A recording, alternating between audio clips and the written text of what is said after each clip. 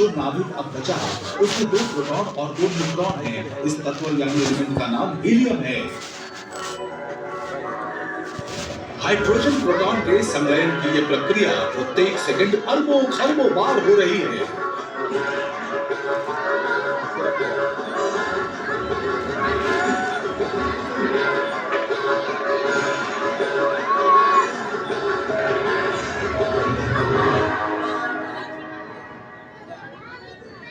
धीरे धीरे helium core को भर देता है।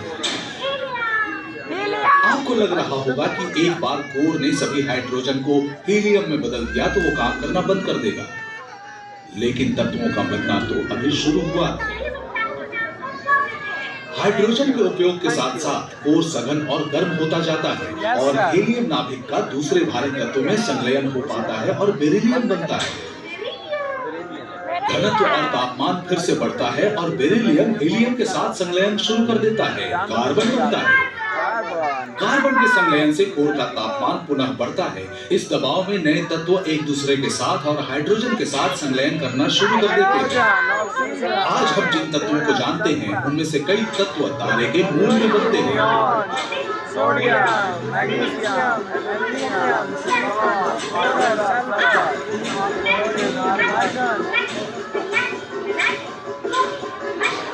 अंत में जाकर जो तत्व बनता है उसे हम लोहा कहते हैं, लेकिन लोहे का केंद्रक इतना स्थिर होता है कि उसका संलयन नहीं हो पाता और इसलिए कोर में तापमान नहीं बढ़ता है।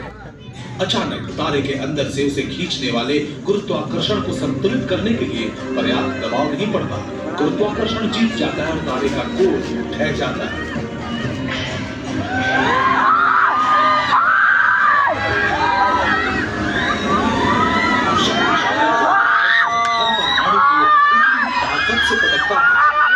खुद ही बिखरकर एक सुपरनोवा बन जाता है।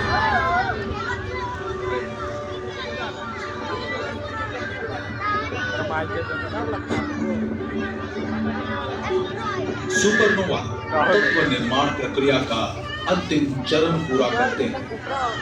इन विशाल विस्फोटों के भीतर जिंक, प्लैटिनम और सोना जैसे भारी और दुर्लभ तत्व बनते हैं।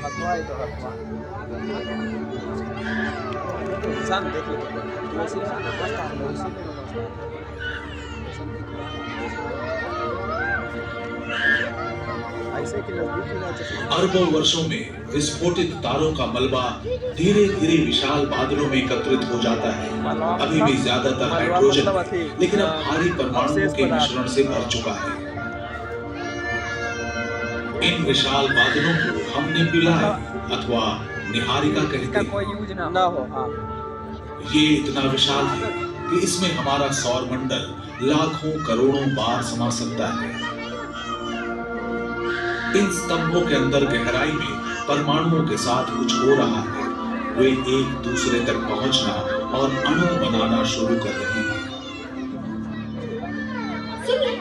मेरा एक सवाल है। पूछो बेहिचक। अणु क्या होता है?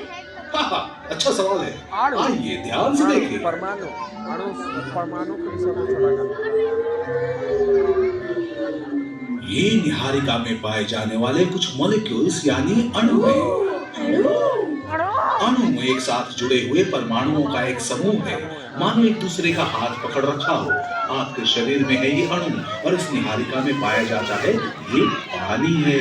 पानी का अणु एक ऑक्सीजन परमाणु के 2 हाइड्रोजन परमाणुओं से जुड़ने से बनता है। आपको तो पता होगा इसका रासायनिक नाम H2O है। निहारिका में एक अन्य सामान्य अणु कार्बन डाइऑक्साइड CO2 है, जो एक कार्बन परमाणु और 2 ऑक्सीजन परमाणुओं से बना होता है। आपका शरीर कार्बन डाइऑक्साइड बनाता है और आप इसे सांस के द्वारा बाहर छोड़ते हैं। आप सब भी इस अणु का निर्माण करते हैं, बस इसे बाहर नहीं छोड़ते। क्या आपको पता है इसे क्या कहा जाता है? नहीं। कोई और बताए?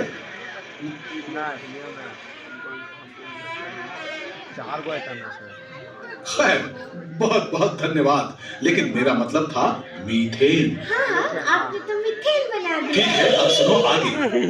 जहाँ तक शरीर में परमाणुओं की बात होती है, कार्बन परमाणु सबसे महत्वपूर्ण होते हैं। कार्बन एक साथ 4 अलग-अलग परमाणुओं के साथ बन सकता है, जिससे सच में दिलचस्प अणुओं का निर्माण संभव हो जाता है। ऑक्सीजन, हाइड्रोजन और नाइट्रोजन जैसे परमाणुओं के साथ जुड़कर कार्बन आसानी से कुछ जाने पहचाने अणु बनाता है, जैसे कि चीनी का अणु। ये वसा यानी फैट में उपस्थित है और प्रोटीन अणुओं का एक जरूरी हिस्सा है। दुर्भाग्य से ये अणु काफी नाजुक होते हैं और अंतरिक्ष का विकिरण आसानी से उनके बंधन को तोड़ देता है। इसलिए हमें एक ऐसी बड़ी और सुरक्षित जगह चाहिए जहां ढेर सारे अणु एकत्रित किए जा सके, जैसे कि कोई ग्रह।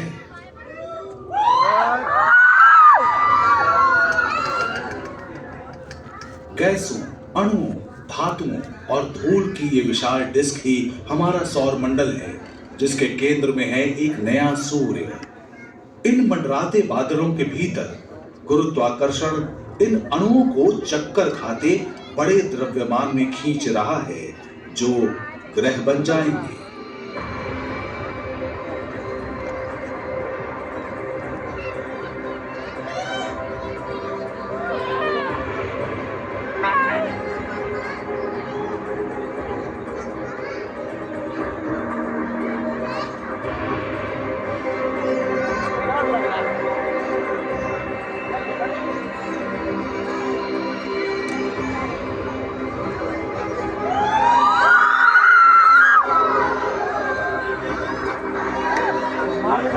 उल्का पेड़, उल्का पेड़ मानते हम एक मुक्का गिर जाएगा। अरे उल्का पेड़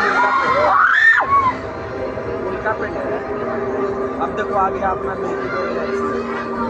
ये युवा ग्रह है हमारी पृथ्वी, जो अब 1 अरब वर्ष पुरानी है। 10 करोड़ सालों से भी ज्यादा समय से बची हुई धूल और जमी हुई गैसों के ब्लॉक इस ग्रह पर लगातार बमबारी कर रहे हैं। प्रत्येक आघात से सतह पिघलती है और वातावरण कार्बन डाइऑक्साइड, मीथेन और अमोनिया के अणुओं से भर जाता है। लेकिन अंततः प्रभाव कम होता है और सतह ठंडी होने लगती है। वायुमंडल में भाप तरल में बदल जाती है और बारिश होने लगती है। हजारों वर्षों तक होती है। पूरी धरती में पानी भर जाता है।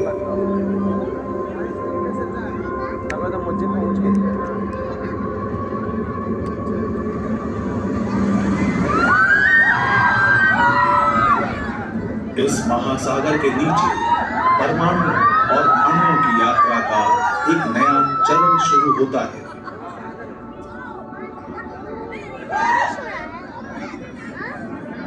महासागर में आ गए हैं।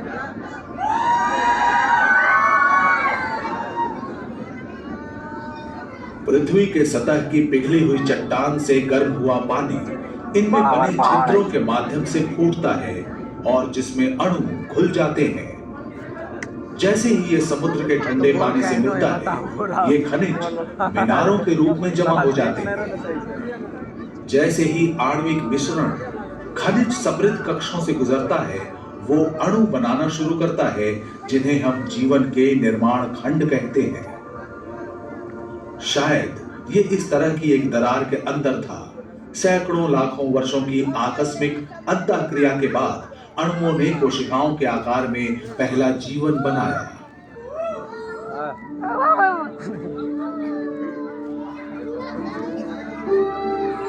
ये तो पूरा वो सोलर सिस्टम है।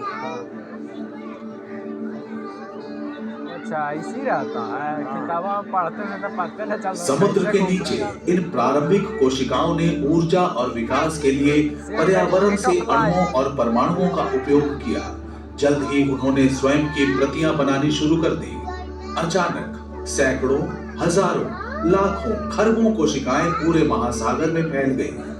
1 अरब वर्षों के आश्चर्यजनक उत्परिवर्तन के चलते एक अद्भुत प्रगति हुई। कुछ कोशिकाओं ने कार्बन डाइऑक्साइड और पानी को चीनी में बदलने के लिए सूर्य की ऊर्जा का उपयोग करना शुरू कर दिया। इस महाशक्ति प्रकाश संश्लेषण के कारण कोशिकाएं कहीं अधिक तेजी से बढ़ी, लेकिन सामने एक बुरा आश्चर्य था। इन नई सुपर कोशिकाओं से निकला ऑक्सीजन और वायुमंडल में निर्मित होते होते इसने हमारे ग्रह को हमेशा के लिए बदल दिया। अत्यधिक प्रतिक्रियाशील ऑक्सीजन ने बड़ी संख्या में कोशिकाओं को विषाक्त किया और हुई सामूहिक विलुप्ति। लेकिन कुछ कोशिकाएं बच गईं। जब उनकी प्रतियां बनी, उन्होंने दुनिया को इस नई गैस को सहन करने, यहाँ तक कि उपयोग करने में सक्षम कोशिकाओं से भर दिया और जीवन आगे बढ़ता गया। कुछ कोशिकाओं ने एक साथ कार्य करके समूह बनाए, जब तक कि वे पहले बहु कोशिका वाले जीव नहीं बन गए। कई कई पीढ़ियों के दौरान उनके रूप धीरे धीरे बदलते गए। कुछ मौलिक सूक्ष्म अणु सरल कृमियों में विकसित हो गए थे। जल्द ही उन कृमियों का विकास हुआ और आदिम मछलियां बनी। रक्त कोशिकाओं में लोहे का उपयोग करते हुए इन्होंने ऑक्सीजन मछलियां विकसित होती रही और महासागरों में राज करती रही। समय के साथ अणु और परमाणु एक जीवित वस्तु से दूसरे जीवित वस्तु में जाते हैं और फिर से नए और संशोधित होते रहते हैं। पानी के ऊपर जमीन पर पौधों और विशाल कीड़ों ने कब्जा कर लिया। जल्द ही उनके पीछे मछलियां आ गईं, जो समुद्र से बाहर रेंगने और ऑक्सीजन युक्त हवा में सांस लेने की क्षमता से भरपूर थी। सांस में ऑक्सीजन लेने वाले जीव सरीसृप बने, जो डायनासोर कहलाए। 10 करोड़ से भी ज्यादा सालों तक डायनासोर ने धरती पर राज किया। ये अणुओं के महाराजा थे। और फिर एक विशाल ने पर्यावरण को इतनी तेजी से बदला कि जीवन के कई रूप जीवित न रह पाए। डायनासोर का युग समाप्त हो गया, लेकिन कुछ प्रजातियां जीवित रहीं। डायनासोर के खत्म होने के बाद परमाणुओं के बेहतर संयोजक स्तनधारी उनकी जगह लेने के लिए आ गए। प्रकृति के नियमों के अनुकूल बनते हुए उन्होंने नई जीवन शैली अपनाई। जैसे जैसे प्रजातियां खत्म हुई और नई प्रजातियां पनपी, इस वंश वृक्ष ने पीढ़ियों का रूप निर्धारित किया। फिर लाखों साल बाद वंश वृक्ष की एक दूर की शाखा पर नए स्तनधारी बंदर पनपे। कई कई पीढ़ियों के बाद इस शाखा की एक टहनी पर कुछ बहुत ही अजीब बंदर आ गए। ये बंदर अजीब थे क्योंकि उनके परमाणुओं ने मस्तिष्क का निर्माण किया था, जो केवल पेट की भूख के बारे में नहीं सोचते थे, बल्कि ये भी सोचते थे कि हम किस चीज से बने हैं और ये भी कि ये सब कहां से आया।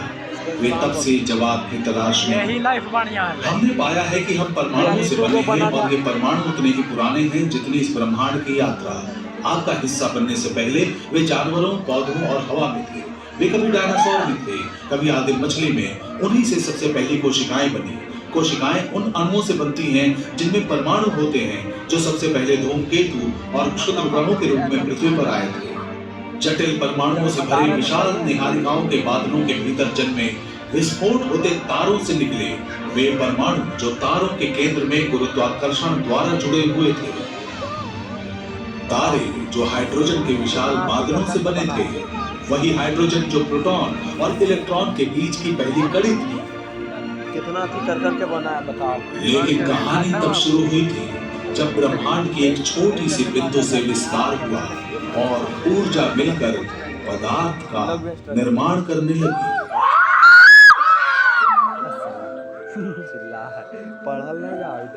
तैयार हो जाइए ब्रह्मांड के अद्भुत प्रदर्शनी के लिए। चलिए गांधी मैदान। चलिए गांधी मैदान। कितना में? 150 रुपया। 150 रुपया देगा।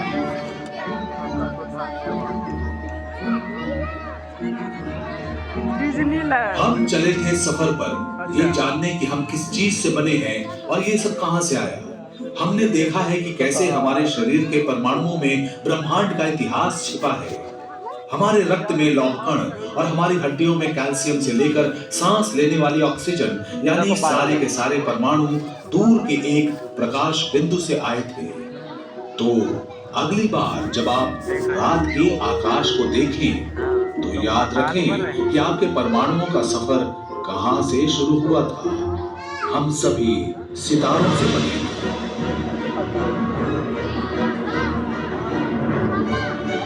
खत्म। खलास।